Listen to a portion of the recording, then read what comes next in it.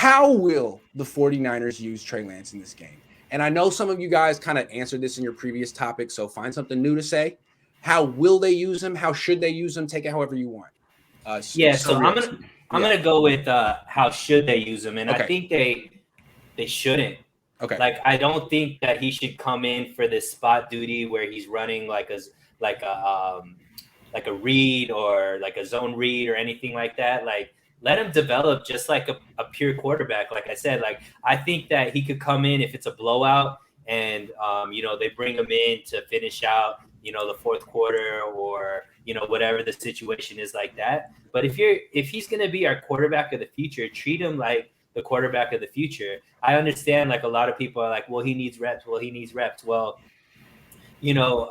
Patrick Mahomes needed reps, but he wasn't coming in spot duty to because he was a mobile quarterback and all that kind of stuff with Alex Smith, and we didn't see that with pretty much any quarterback that sat and then started. They weren't coming in for a play here and a play there to get reps. Like, I think the reps are just going to come in practice, and then when he's ready to be the starter, he'll get all the one reps. But I think for the most part, we just sit him. He's our backup quarterback at this point, and he sits there with the headset on and does the things that backup quarterbacks do. I don't think he should just be coming in and out.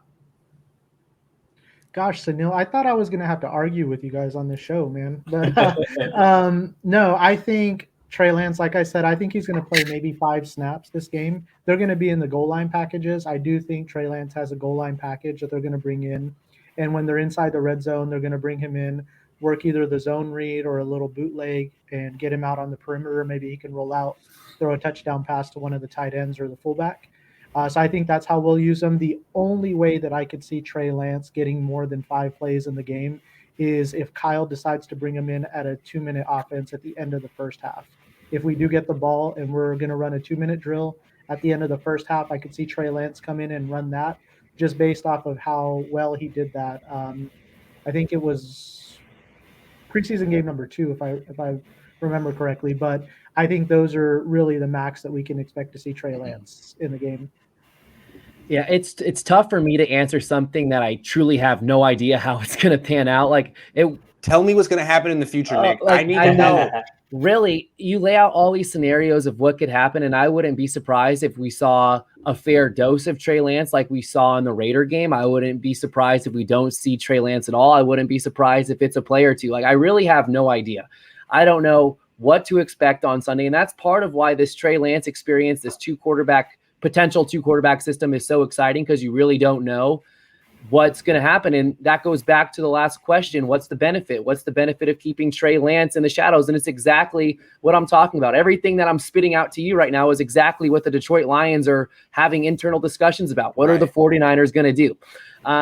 How would I use Trey Lance? I keep going back and forth, just like I have throughout the entire process. I have these mental battles, tug of war, Trey Lance, Jimmy Garoppolo, who should start. I decided on Garoppolo at the end of the preseason. Then I was talking with Bonte Hill from 95.7 The Game earlier this week on my podcast, and he laid out all these great points about if you're going to name Jimmy Garoppolo the starter, just give him the reins and go.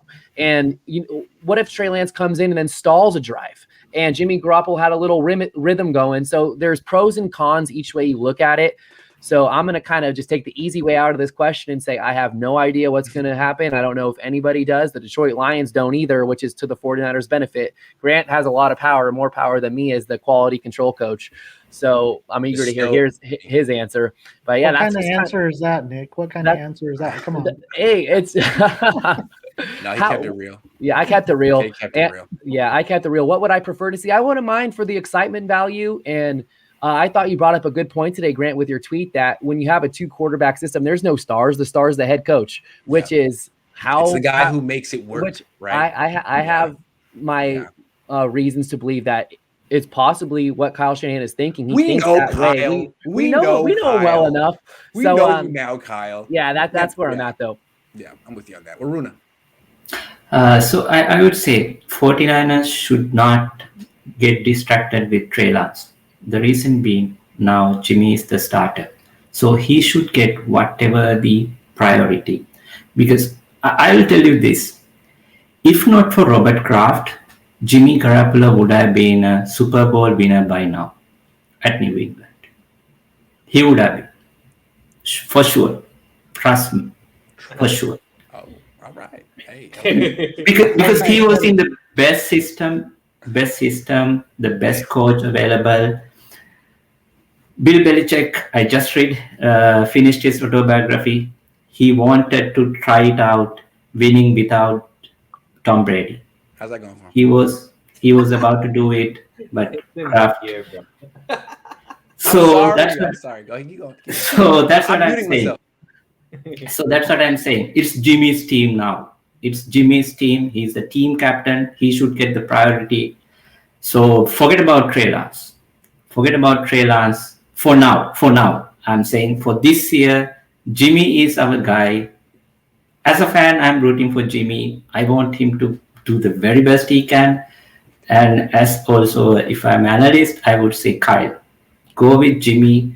You showed him the trust during past few weeks, training camp and everything. Even 2 days back when asked about Trey Lance, Kyle said he had his ups and downs. He wasn't even excited about Trey. So just keep it at that.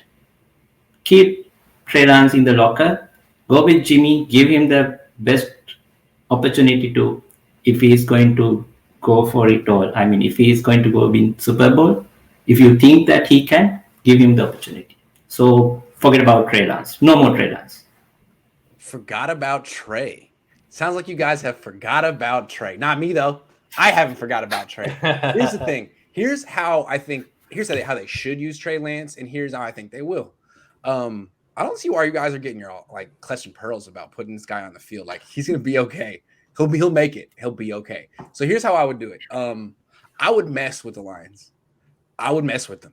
On first and second down early in the game, I would bring him on the field a lot just to hand off and not take him right off. Here he is. Hand off. Just up from under center. Hand off. Hey, good handoff. Trey, come back out. And just to mess with him, like, am I going to use him? Am I going to use him? Am I going to use him? No. And I'd like to see the effect. You know, what does his presence on the field do for our running game? What coverages do they call when he's on the field? Just diagnostic. What coverage? Because you can chart all that. What are they calling when he's on the field as opposed to when Jimmy's on the field in 1st and 10, 2nd and 7, 3rd and 6? So he would just be like a tease at first, just a total tease. But then if the game is close, because you don't know, week 1 is weird. They're on the road. It's a 10 o'clock game. Jimmy's a slow starter. Kyle's a slow starter. Let's say you need a 3rd down. It's 3rd and 2, 3rd and 1. Why would you not call the zone read right there? Or let's say it's, you need a touchdown and it's 2nd and goal from the 5. Why would you not call the zone read right there? So it seems to me that if they need a key play, boom, there you go. And that's how you use Trey Lance early on. He may not throw at all in this game, but he could be the reason they win it. Absolutely. And if they lose this game and they don't play him at all, that's a waste. Because if you look at how, like, for example, the Seahawks use Russell Wilson in the run game. It's mostly scrambles, but they will call that one zone read when they freaking need it. And it often is a touchdown or a first down that they absolutely need. You have them. You're not going to call that for Jimmy Garoppolo, although he did have a little shake and bake in the preseason. I think that's how they're going to use Trey Lance. And if the game is out of reach and they don't have to do that, then they'll just sit Jimmy like the way they used to sit Steve Young and bring in Trey Lance the way they used to bring in Steve Bono and stuff like Elvis Gurr back. He'll have Elvis Gurr back time. One quick thing on that, Grant. I think if we're losing going into the 3rd quarter, they're benching Jimmy. They will put Trey Lance in. Sure. If we're losing going into the 4th quarter. No, I'm saying like if they're up 7, like to put the game away. But I think from what I said in the first question, they need to get Jimmy in a rhythm for the season going forward. I really don't think even if we get a lead that they're going to take him out of the game because they want to build that confidence with him. I don't think that they're going to give Trey Lance that extended playing time for Jimmy's sake and for the team's sake for the season. Okay. Izzy says, should the Niners go reach out to Sherman for one last ride? I think that ship has sailed. What do you think? Did you guys hear Josh Norman today talk? Did you hear him? No, I missed it. He was pretty impressive, actually. Yeah. I don't know what he was talking about, but he was extremely impressive. He was like Richard Sherman if you had no idea what he was talking about. But he was very eloquent, and I was like, wow, that sounds great. And then I was like, wait a second. Wait a second. I'm just saying. Josh, very eloquent. Willafool says, why do y'all want to keep Jimmy? Jimmy will not be better than he was in 2019. He is who he is, exclamation point. And I don't think he'll be on this team next year.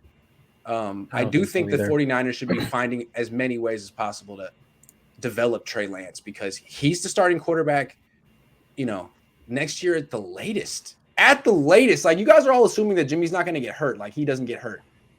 I mean, I'm saying, I think a lot of people are getting it confused. I don't think anybody on here's first choice was Jimmy Garoppolo as a starter, but he is the starter. So what we're saying now is you have to go with who the coach chose, and he needs to be the starter. At the end of the day, it's about there's 52 other Didn't they say though that they're going to do team. a 2 quarterback system? So like, who cares who's starting if they're both playing? Well, that's what I think doesn't make any sense. Everybody think it doesn't help Trey Lance to come in only and be a running quarterback. How does that affect his development? His issues aren't running the ball. And he's not like we just saw yesterday in the football game. Helps you win though. Maybe, or maybe it doesn't. What if Trey gets injured? Now all of a sudden you don't have a backup quarterback that you had just in case Jimmy gets injured, and you got him injured on a play that he didn't need to be in. You were just doing it just to like mess with the other team or whatnot. So for me, we've already seen Jimmy Garoppolo if he's healthy, have a running game that's top two in the league. It could definitely be top 1. So if you already have a top 1 running game, why do you want to put in Trey when he could just sit back and be the backup quarterback, learn the system, whatever it is? Because obviously he wasn't good enough to be the starter. So why don't just have him be like Aaron Rodgers wasn't coming in for little packages and helping his development. They all develop really well. So I mean, to me, I don't see it unless he's able to read defenses, be able to be there for extended times. That's not development, just throwing him in for his own read. I don't see how that develops him. All right, man. I'll let you get the last word on this one. But all I want to say is I hear you, man, and I feel you at the same, and I smell you. But I just want to say that, dude, Brett Favre. And then the other thing was, Alex Smith. Alex Smith led the league in passer rating that year. There is no guarantee that Patrick Mahomes just would have sat on the bench for the sake of it the entire year if Alex Smith hadn't played literally lights out, led the league in passer rating.